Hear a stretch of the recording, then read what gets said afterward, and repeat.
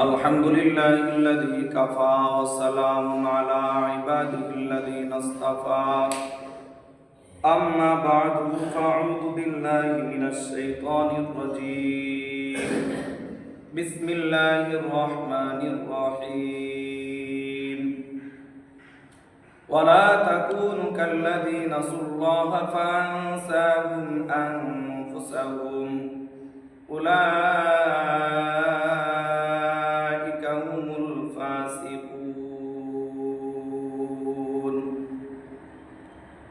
وقال تعالى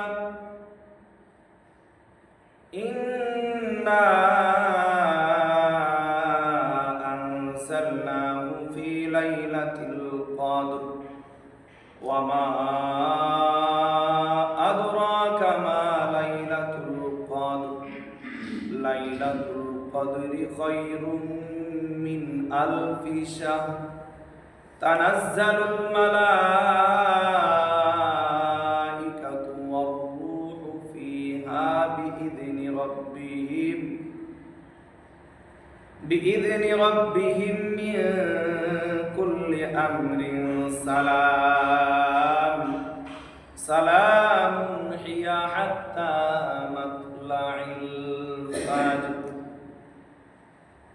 وقال تعالى ومن أعرض عن ذكري معيشة ضنكا ونحشره يوم القيامة أعمى إلى آخر الآية وقال رسول الله صلى الله عليه وسلم من قام ليلة القدر إيمانا واحتسابا غفر له ما تقدم من ذنب أو قال عليه الصلاة والسلام اغتنم خمس قبل خمس شبابك قبل حرمك وصحتك قبل سقمك وغناك قبل فقرك وفراغك قبل شغلك وحياتك قبل موتك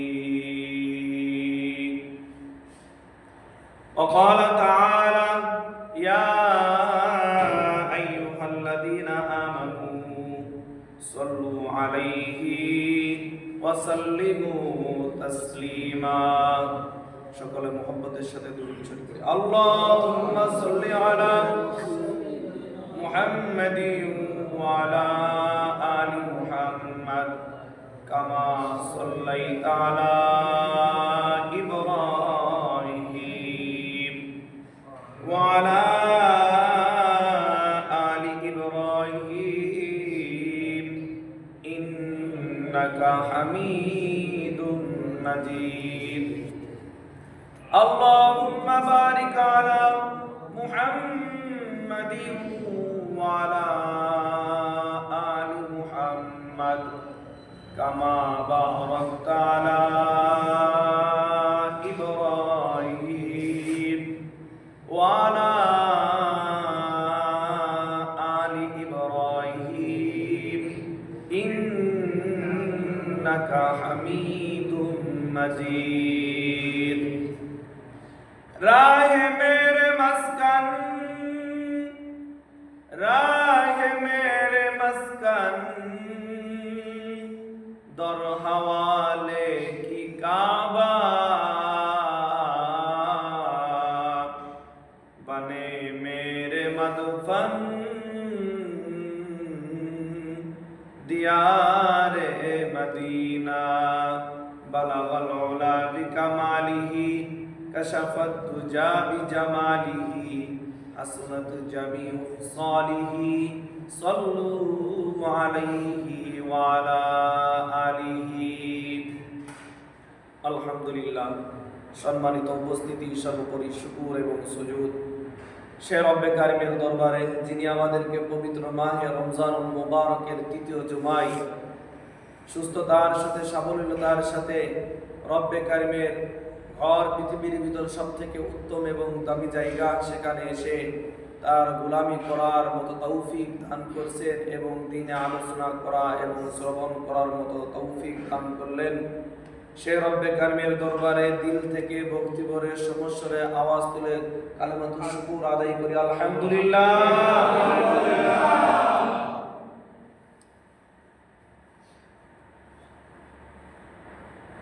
আল্লাহ তাআলা রমজান মাসকে ট্রেনিং সেন্টারের মাস বানিয়েছেন। কি তাকওয়ার ট্রেনিং চলে রমজান মাসে। কি পুরা রমজান এক মাস ব্যাপী ট্রেনিং দেয়। কি দেয়?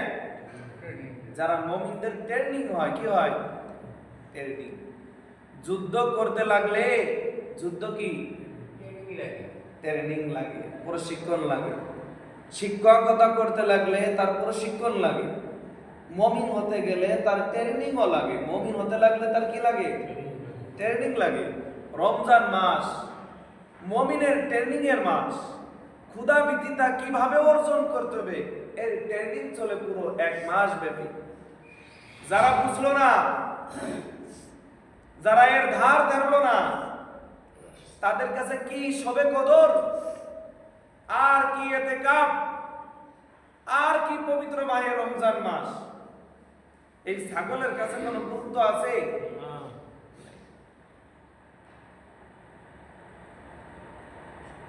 আজ আপনাদের সম্মুখে কুরআনুল কারীম থেকে যে আয়াত তেলাওয়াত করছি এবং রাসূল করিম সাল্লাল্লাহু তাআলা আলাইহি ওয়াসাল্লামের হাদিস পেশ করেছি,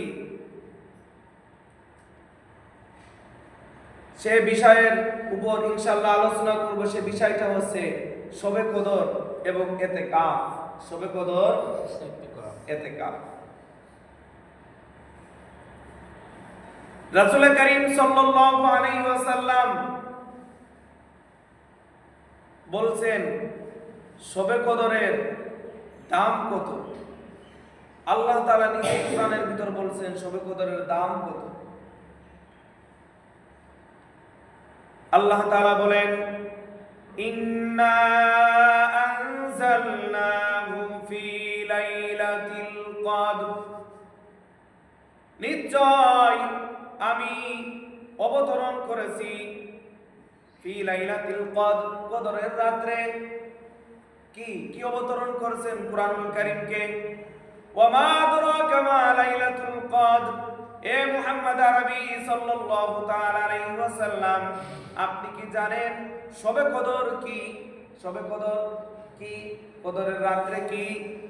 লাইলাতুল কদরি খায়রুম মিন আলফি শাহর। আপনি তো জানেন না, আমার কাছ থেকে জেনে নেন। আল্লাহ তাআলা নিজেই বলে দেন লাইলাতুল কদরি খায়রুম মিন আলফি শাহর। সেটা কদরের রাতে এমন খায়রুম, সেটা উত্তম হবে মিন আলফি শাহর, হাজার মাস হতে উত্তম। হাজার মাস হতে উত্তম। ফকিহগণ বলেন কেউ যদি শবে কদরের রাতে ইবাদত করে, আল্লাহ তাআলার কদমে সিজদায় লুটিয়ে থাকে, বলে তার দাম কত? বলে হাজার মাস, অর্থাৎ ৮৪,০০০, ৮৪ বছর ৪ মাস, ৮৪ বছর ৪ মাস ইবাদত করলে যেই সওয়াব হয়, এই সওয়াব তার আমলনামায়। সুবহানাল্লাহ। রাসূল করিম সাল্লাল্লাহু আলাইহি ওয়াসাল্লাম বুখারীর হাদিসের ভিতর বলেন মান কামা লাইলাতুল কদর, যে শবে কদরের রাতে নামাজ পড়ে দাঁড়ায় থাকে, গুফিরা লাহু মা তাকদ্দামা মিন যাম, তার পিছনের সমস্ত গুনাহ আল্লাহ তাআলা মাফ করে দেয়। এত দাম, এত এত মূল্য, এত দাম। কিন্তু দাম নেই কাদের কাছে, মূল্য নেই কাদের কাছে? যারা মুমিন নয়, যারা ক্ষুধাবিদিতার মাস পেও, ক্ষুধাবিদিতার মাস পেও, যারা মুক্তিযুদ্ধের সময় মুক্তিযুদ্ধ করেছিল, তারা মুক্তিযুদ্ধের কার্ড পেয়েছিল। আর যারা ওই সময় সমবয়সী লোক ছিল, বলে যে ও আবার কোথায় যুদ্ধ করলো, কি করলো, আমি তো বহুত কিছু দেখছি, এরকম বলে না। আসলে তো যুদ্ধের ময়দানে ট্রেনিংই যায়নি। কি যায়নি? ট্রেনিং এ ভর্তি হয়েছে, শুধু খালি মানুষের কাছে পরের কাছে ডাব পানি খাওয়াইছে, একটু পানি খাওয়াইছে, তাই মুক্তিযোদ্ধা। তাই কি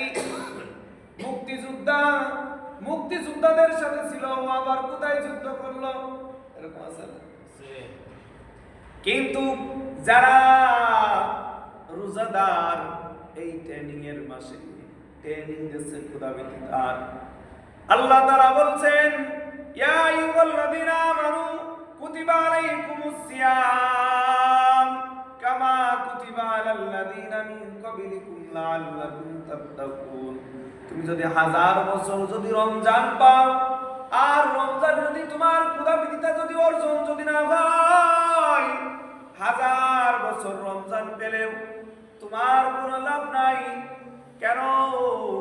আল্লাহ তাআলা বলছেন, রোজা আমি তোমাদের উপর ফরজ করেছি, যেমনি তোমাদের পূর্ববর্তীদের উপর ফরজ করেছিলাম। তবে কেন ফরজ করেছি? লাআল্লাকুম তাত্তাকুন, যাতে আল্লাহর ভয় তোমার দিলের ভিতরে তৈরি হয়। তুমি রোজা থেকে যেরকম অশ্লীল কথায় জড়াও না, তুমি পানাহার করো না, খাবার খাও না, স্ত্রীর কাছে যাও না, পরের মাল আত্মসাৎ করো না। বলে কেন? তুমি রোজা আল্লাহর ভয়ে তুমি করো না। এইটা যদি তুমি পুরো বছর ধরে রাখতে পারো, তার একটা ট্রেনিং এর মাস হচ্ছে রমজান মাস। সেই মাসে যদি তোমার ট্রেনিং দেওয়ার পরে তুমি যদি সেগুলোর উপর আমল যদি না আনো, অনেকে আছে মুক্তিযোদ্ধায় গিয়েছিল, কিন্তু সেখান থেকে ফিরে আসে, তাদের সাথে আর কোনো সম্পর্ক নেই, তার কোনো কাট নেই। ওই মুক্তিযুদ্ধের কোনো লাভ আছে? রমজান মাসে অনেক রোজাদার আছে, রমজানে সব ঠিকঠাক, রমজানের পরে আগে যেমন ছিল তেমন। বলে ওই রোজাদারের সবে কদরেও কোনো লাভ নেই, সবে বরাতেও কোনো লাভ নেই, ওর ট্রেনিং হয়নি। এত ফজিলাতের মাস, এত দামি রাত, এত পার। রাসূল কারীম সাল্লাল্লাহু আলাইহি ওয়াসাল্লাম এই রাতকে খোঁজার জন্য আম্মা জান আয়েশা রাদিয়াল্লাহু তাআলা আনহা বুখারীর রায়াতে বলেন যে রাসূল কারীম সাল্লাল্লাহু আলাইহি ওয়াসাল্লাম প্রথম 10 দিকে তিনি কি ছিলেন? ইতিকাফে ছিলেন। কাকে খোঁজার জন্য? বলে শবে কদর। কি শবে কদর, লাইলাতুল কদর, কদরের রাতকে অনুসন্ধান করার জন্য 10 দিন পার হওয়ার পরে জিবরাইল আমিন ফেরেশতা আসলেন, এসে বললেন, মুহাম্মদ আরবি সাল্লাল্লাহু আলাইহি ওয়াসাল্লাম, আপনি যেই রাতকে অনুসন্ধান করেন, যেই রাতকে তলব করেন, সে রাত এখনো আসে নাই, রাসূল সাল্লাল্লাহু আলাইহি ওয়াসাল্লাম আবার পরের 10 দিন ইতিকাফ করলেন। ইতিকাফ করার পর জিবরাইল আমিন আবার অবতরণ করে বললেন, মুহাম্মদ আরবি সাল্লাল্লাহু আলাইহি ওয়াসাল্লাম, আপনি যেই রাতকে খোঁজেন সেই রাত অতিবাহিত হয় নাই। এরপর রাসূল সাল্লাল্লাহু আলাইহি ওয়াসাল্লাম শেষ দশকে ইতিকাফ করেন।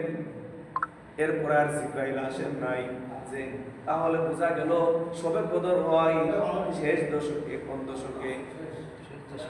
রাসূল এই মহামূল্যবান রাতকে খোঁজার জন্য মসজিদে ইতিকাফ করেছেন। ইতিকাফ কাকে বলেন? ইতিকাফ কয় প্রকার? ইতিকাফ অর্থাৎ অবস্থান করা। কি করা? অবস্থান করা। কি করা? আল্লাহর ঘরে অবস্থান করা, তার ধ্যানমগ্নতায় থাকা, আল্লাহ তাআলার সাথে নিগুড় সম্পর্ক করার জন্য ধ্যান করা। কি করা? ধ্যান করা। ইতিকাফ 3 প্রকার। ইতিকাফ কয় প্রকার? ইতিকাফ হচ্ছে 3 প্রকার। প্রথম ইতিকাফ ওয়াজিব, দ্বিতীয় ইতিকাফ রমজান মাসে রমজানুল মুবারকে শেষ দশকে যে 10 দিন ইতিকাফ করা হয়, এই 10 দিন সুন্নাতে মুআক্কাদায়ে কিফায়া। সুন্নাতে মুআক্কাদায়ে কিফায়া। 3 নম্বর যে ইতিকাফ মুস্তাহাব ইতিকাফ, যাকে সুন্নাতে গায়রে যায় না। সব সময় যখন আমি মসজিদে ঢুকবো ইতিকাফের নিয়তে ঢুকবো, ইতিকাফের নিয়তে ঢুকবো। এক নম্বর ওয়াজিব ইতিকাফ কাকে বলে? কোন ব্যক্তি যদি মান্নত করে, কি করে? মান্নত করে আমি যদি কি হয়ে যাই, পরীক্ষায় যদি ভালো রেজাল্ট করি, আমার ছেলে যদি প্রবাসে যদি ভালো কাজ পাই, আমি 10 দিন ইতিকাফ করব, আমি 3 দিন মসজিদে ইতিকাফে থাকব, এইটা তার জন্য পালন করা ওয়াজিব। এটা তার জন্য কি মান্নত পুরা হলে কি? মান্নত পুরা হলে ইতিকাফ করা ওয়াজিব। যে পরীক্ষায় যদি আমি এবার ভালো রেজাল্ট করি, তাহলে আমি মসজিদে 3 দিন ইতিকাফে থাকবো, এই ইতিকাফ আদায় করা ওয়াজিব। এই ইতিকাফ আদায় করা কি ওয়াজিব। আর রাসূল করিম সাল্লাল্লাহু আলাইহি ওয়াসাল্লাম যে রমজানের শেষ দশকে যে ইতিকাফ করছেন, এটা সুন্নাতে মুআক্কাদায়ে কিফায়া। এই ইতিকাফটা যদি কেউ যদি মুহল্লার মসজিদে যদি কেউ যদি না করে, প্রতি জামে মসজিদে, প্রতি কি জামে মসজিদের মহল্লাবাসীর উপর কি ইতিকাফ করা কি ফরজে কিফায়া। একজন আদায় করলে সবারটা আদায় হয়ে যাবে। কেউ যদি আদায় যদি না করে, ইমাম শুদ্ধ, মুসল্লিরা সকলেই গুনাহগার হবে। সকলেই কি গুনাহগার হবে। তাহলে কি ইতিকাফ করা দরকার আছে না নেই? আছে। আমরা মনে করি আমাদের দেশে তো ইতিকাফ হইছে, গরিব মানুষ, অসাল মানুষ, কি কোন কাজ নেই, কাম নেই, ওরা কিছু টাকা দিয়ে ইতিকাফ করাই। ইতিকাফের বিনিময়ে টাকা দেওয়াও হারাম, নেওয়াও হারাম, দিয়াও হারাম, নেওয়াও কি হারাম।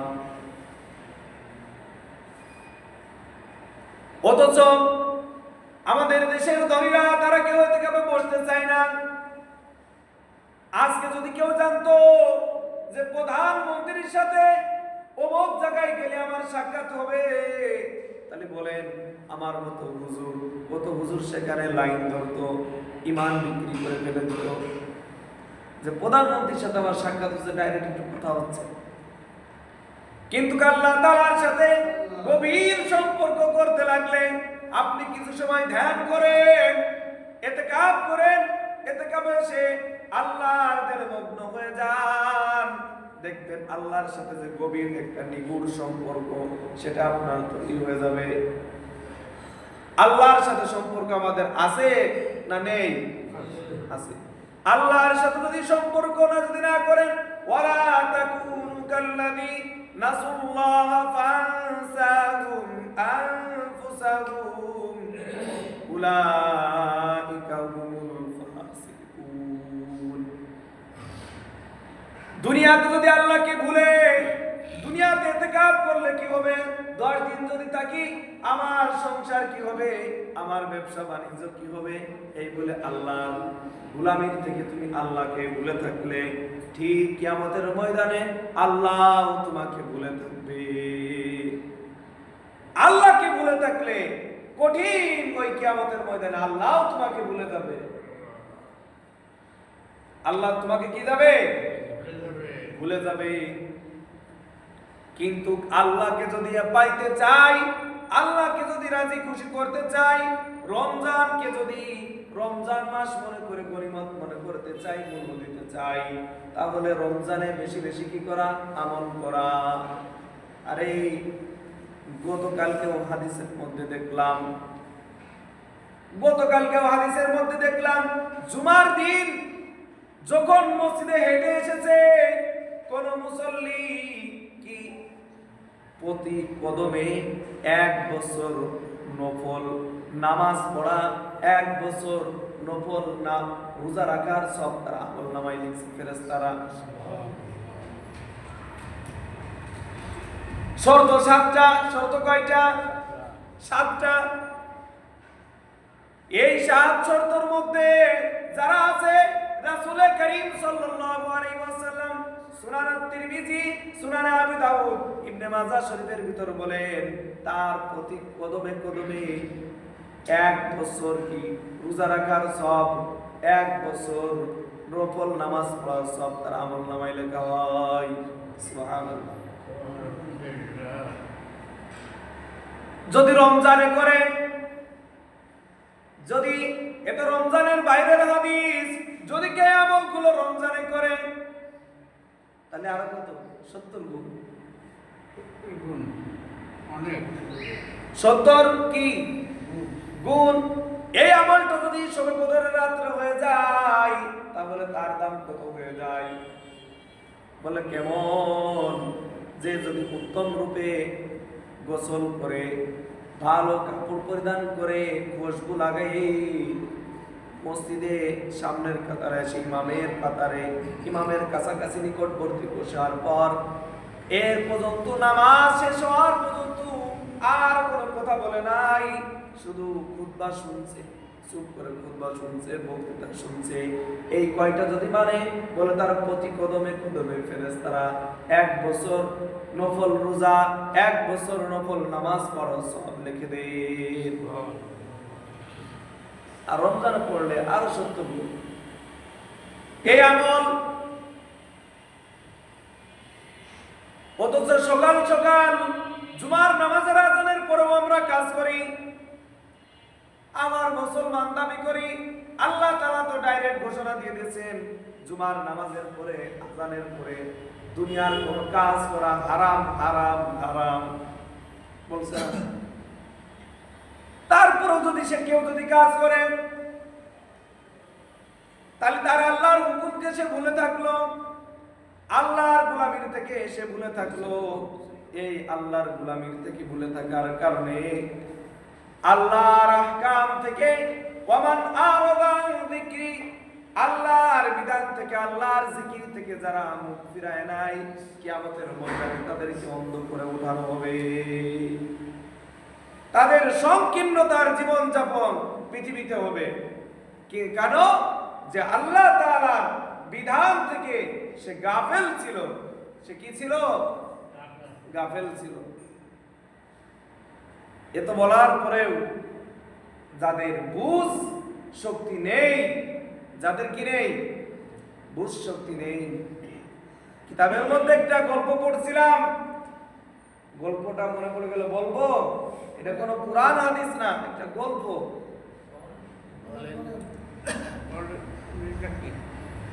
গল্প উপমাটে এত ইমাম সাহেব বুঝানোর পরেও যে বুঝ শক্তি যে অন্তরের ভিতর ঢোকে না, বলে কারণ কি? একবার শিয়াল বাঘের সাথে মামা বাগনে পাঠাইছে। মামা বাগনে, কি বাগনে? মামা বাগনে। বাঘ আর কি শিয়াল। বাঘ 3 দিন যাবত ওয়ানাহারে যখন শিয়াল মামাকে পাইছে, থাবা মারে ধরছে। কি ধরছে? থাবা মেরে ধরছে। তখন শিয়াল পণ্ডিত সে বলে, মামা আপনি আমার উপর আক্রমণ করেন, আমি না আপনার বাগনে লাগে? কি লাগে? বাগনে লাগে। আপনি অনাহারে ক্ষুধার্ত, আপনি আমাকে বললেই পারতেন, আপনার জন্য আহারের ব্যবস্থা করে দিতাম। কি করে দিতাম? আহারের ব্যবস্থা করে দিতাম। যখন এই কথা বলছে যে তুই আমার জন্য আহারের ব্যবস্থা করবি, খাবারের ব্যবস্থা করবি, যা তোকে ছেড়ে দিলাম। সাথে সাথে বাঘ শিয়াল মামাকে ছেড়ে দিছে। কি দিছে? শিয়ালকে ছেড়ে দিছে। শিয়ালকে ছেড়ে দেওয়ার পরে দেখে যে গাধা, কি আগায় এসে দেখে যে গাধা শুধু ঘাস, মানে মুখ উঁচু করে ঘুরে বেড়ায়। কি বেড়ায়? শরীরটা কাবু শুকনা। শিয়াল মামা বলে, আরে তুমি এখানে করো কেন? এখানে তো মরুভূমি, এখানে কোনো ঘাস নাই।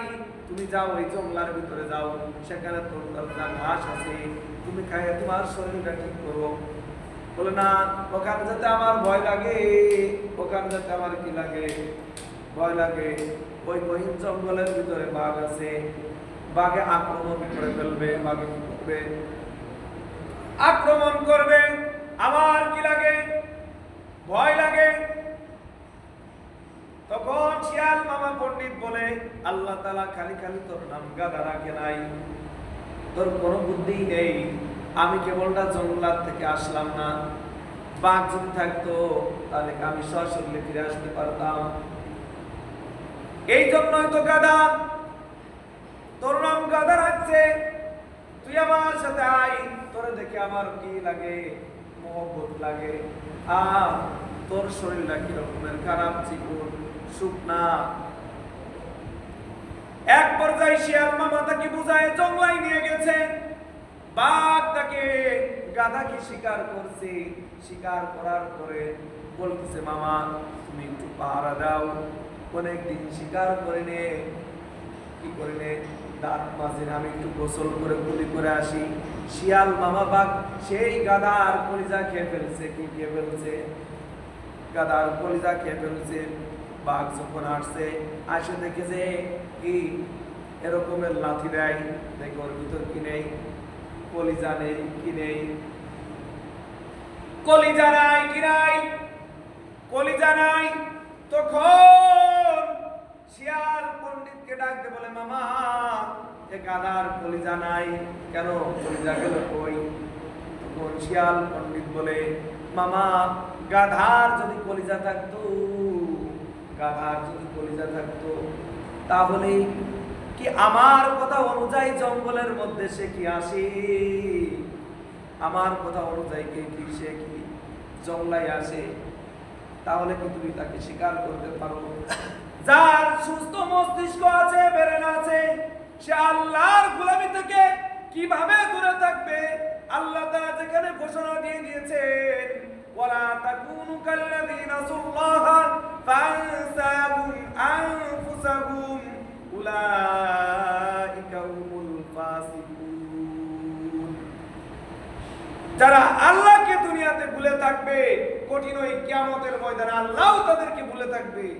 এই কথা জানার পরেও যারা আল্লাহর গোলামির থেকে, আল্লাহর দাসত্ব থেকে যারা ফিরে আছে, তাদের কোনো জ্ঞান নেই, কোনো বুদ্ধি নেই।